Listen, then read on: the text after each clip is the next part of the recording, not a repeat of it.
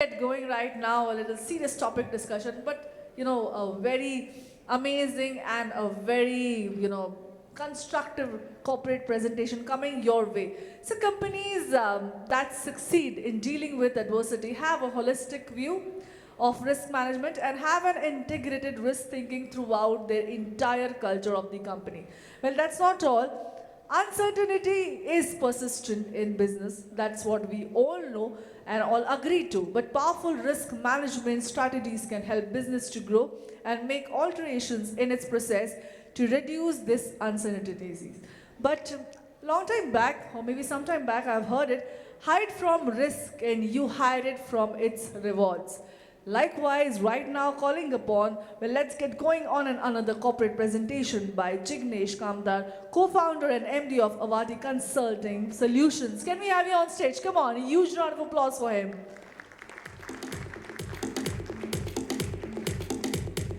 Well, as they say, rightly, I think so, hide from the risk and hide from the rewards, right? And over to you, sir. I'm sure it's going to be a power-packed presentation. Am I audible? I guess so, yeah. Thank you so much, everybody. Thank you, the organizers, and thank you, the audience, for allowing us this opportunity to present our views. It is a magnificent audience, and I'll not take much of your time. There's an important subject which all of you, I'm sure, are well aware of. A lot of you are experts in this area. And this is a subject which I have been practicing for the last 24 years, right from the days before Basel II guidelines came in. I think that was a threshold in the area of risk also. I had the good fortune and the privilege of seeing this journey for the last 24 years, both from the point of view of risk practitioners, as a banker, as a consultant, and now as part of a product offering, a product from the point of view of technology, amalgamating all three areas and how risk has evolved from something which was a backstage activity or a backstage initiative for the overall organization, maybe 2 or 3 decades back, to an extremely strategic function today as part of any business initiative in the financial services sector especially. It is also catching up very fast on the corporate side, and soon there are a lot of areas we will see where risk management principles will be adopted by various organizations going ahead, even in the non-financial services industry. One of the examples is operational risk and a lot of these new areas which are coming on the corporate side, but I'll speak today primarily on the financial services risk management perspective, and that's where a lot of what I have been practicing with various, as part of CRISIL, which is S&P India today, as part of ICICI Bank, as part of Deloitte, going into entrepreneurial journey as part of consulting, providing consulting to banks, financial services industry, and now moving over to providing solutions, especially in the area of risk management. One of the very important part of risk is when I talk, and I was with one of the chief risk officers of a financial services company, an NBFC, yesterday, and we were talking about some of the needs of what they would like to do. And in a little bit of jest, he commented, I need to understand, I know the benefits of this particular solution or what my problem is today in hand, and this can provide me far more to what I'm looking for as a solution, but still I will have to go and sell it to the management. Sell risk to management. You don't need to sell business to management. It's fairly easily sold in the sense that people intuitively want to grow. But the CRO comes across, and this is very common across, but it is changing very fast because risk and return are two sides of the same coin. Right from the days these guidelines have been published and being adopted, till today.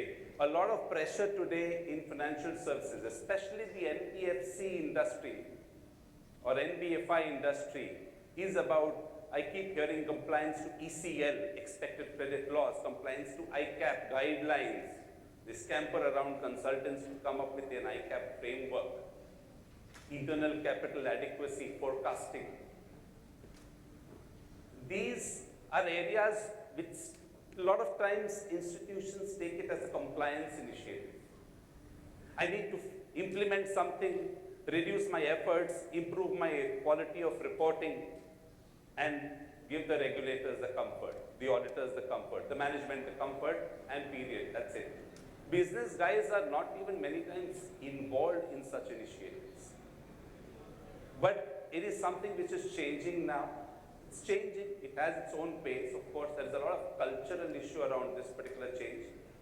But we will see in some of these aspects how risk and return are sides of the same coin, two different sides of the same coin. And I don't have too many slides, maybe a couple of these slides which is important. I want to just share some of my thoughts. Today in BFSI risk, and today being a credit risk conference, I'm probably trying to focus more on credit. And I think the financial services industry, NBFCs, banks in India today are faced with the credit cycle, the credit side of risk more. So let me say, if I put together risk overall, there are this concept of big three in risk management, or BFSI risk. That is your ECL. So for everybody, I would just try to even decipher the acronym. Expected credit loss, which how much you are expected to lose in a certain calendar year, in a certain time period. It has to be borne by your income. It hits your profit and loss statements.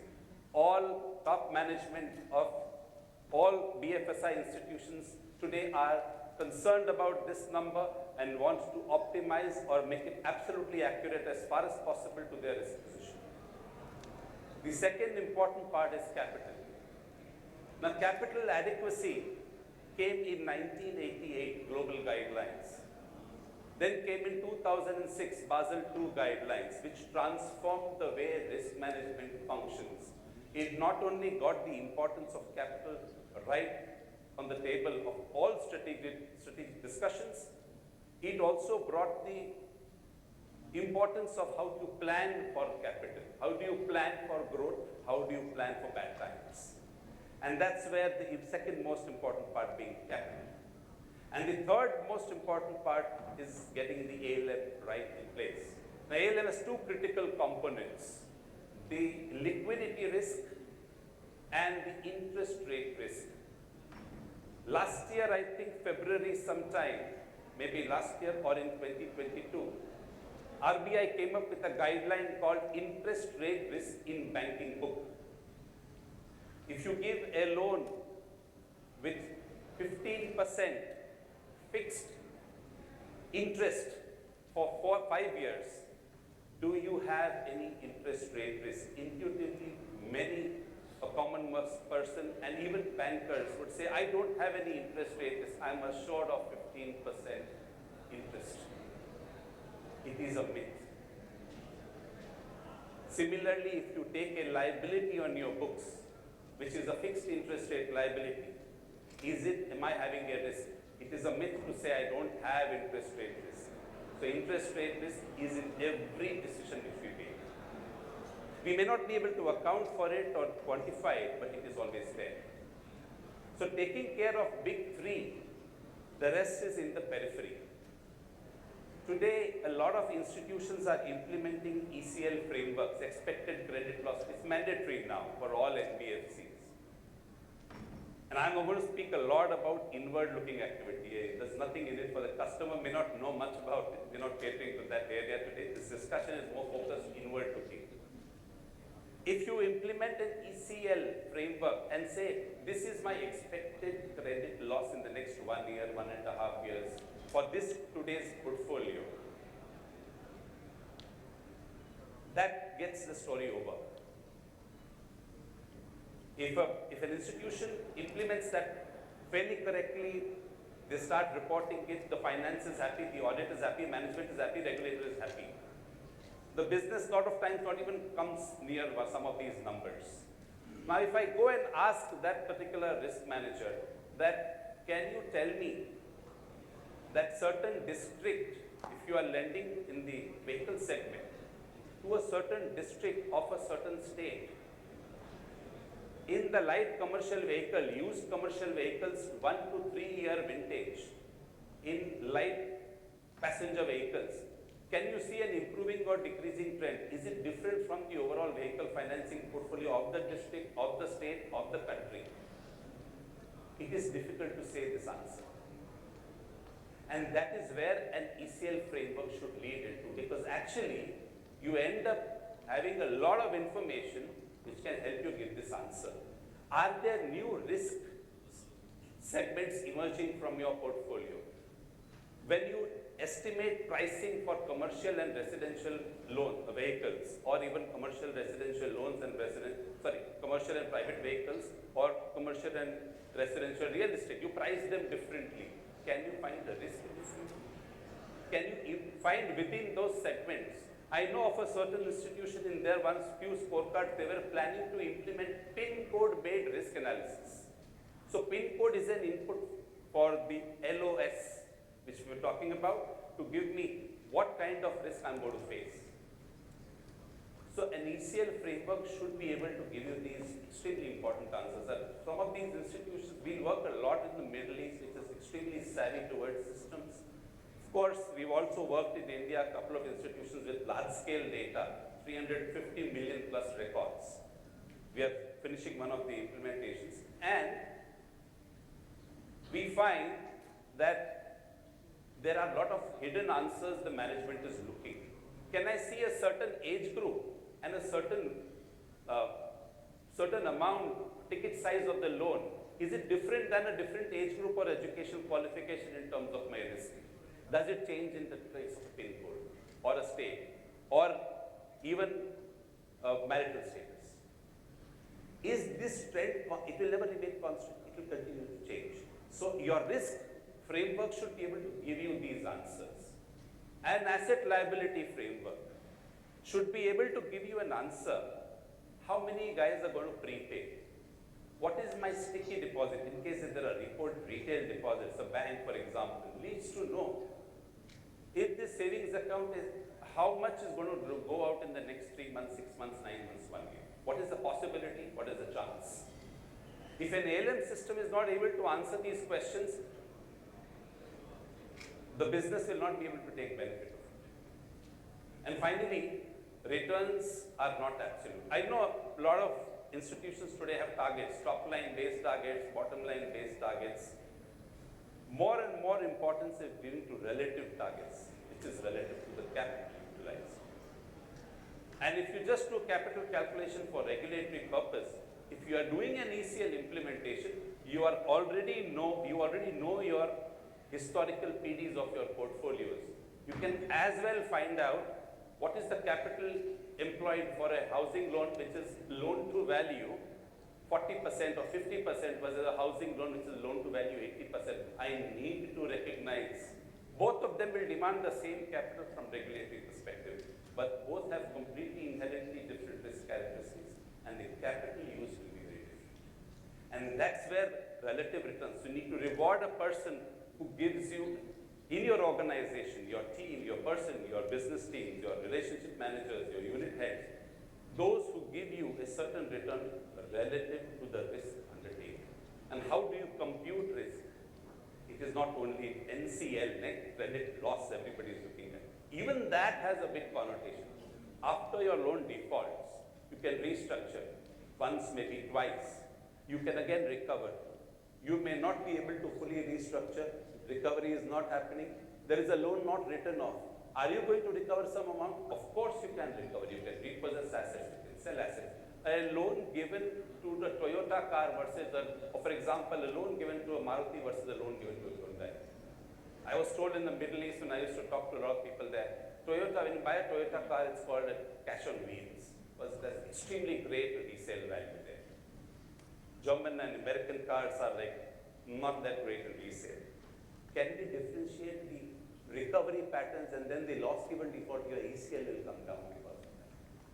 Are these being questions being answered? These are more and more being looked into. Larger institutions have already caught on this bandwagon.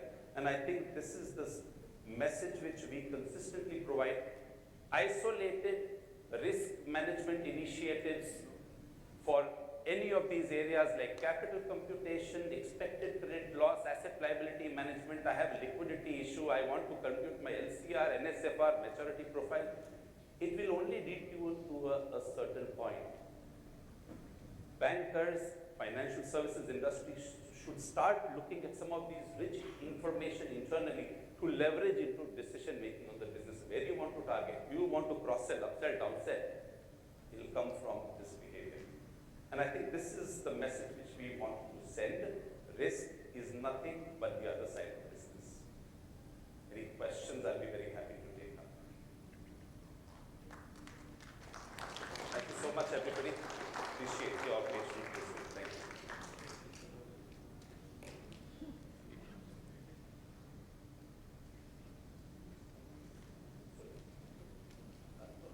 Any question and answers, anybody?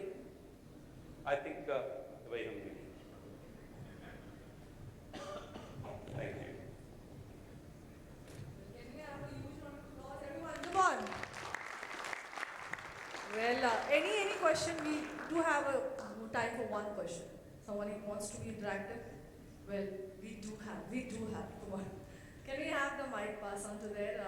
Gentlemen, please introduce your name, company name, and along with the question. Let's keep it interactive. Come on. If we have all here for knowledge sharing. Hi, Please good go ahead. afternoon. My name is Sylvester Sequeira. I'm a cluster credit manager in Ambit Finvest. I heard you saying interest rate risk is a myth. What is the basis of calling it a myth, number one? And number two, the other flip side of it, if I am probably say a CEO or a promoter of a finance company, can I call it a good selling? If I'm selling it at 15%, it's a good sales. Probably my sales manager is really good at selling, rather associating it with a risk-based interest rate risk. So that's why I just wanted to know the basis of. Can you tell me your first question, please? I couldn't hear it properly. So the basis of interest rate risk. Okay, it's a myth, is what you told, that there is always a risk associated with interest rates. But on the flip side of it, I can also term it as good selling, but from my sales, that they were able to probably sell the product at 15%, even for a customer who's a low risk. So in that framework, I do not have an interest rate risk, is what I was thinking. So I would want your views on that. Sure. Thank you.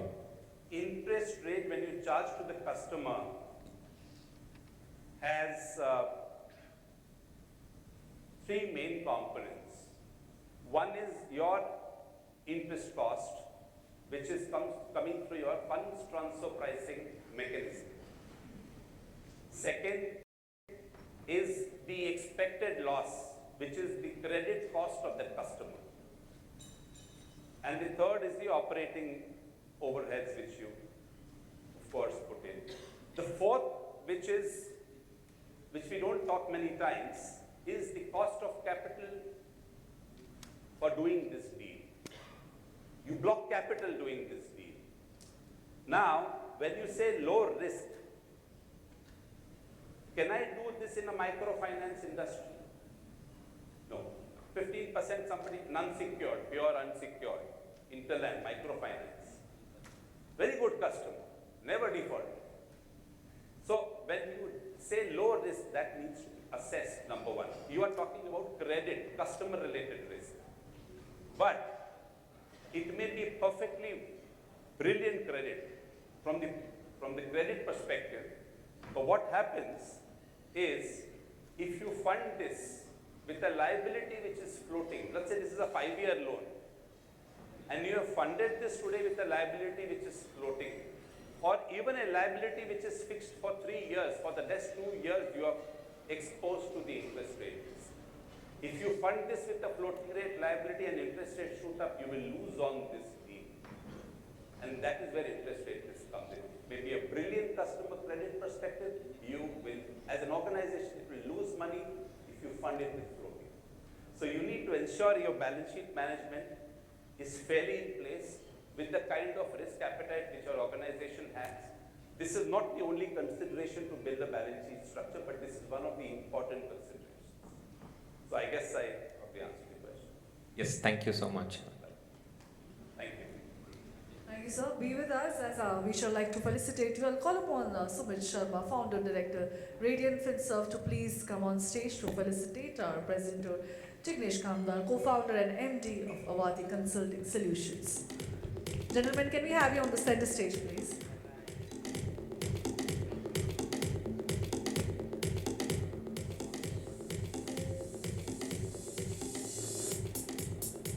Can we have you all forward here, please?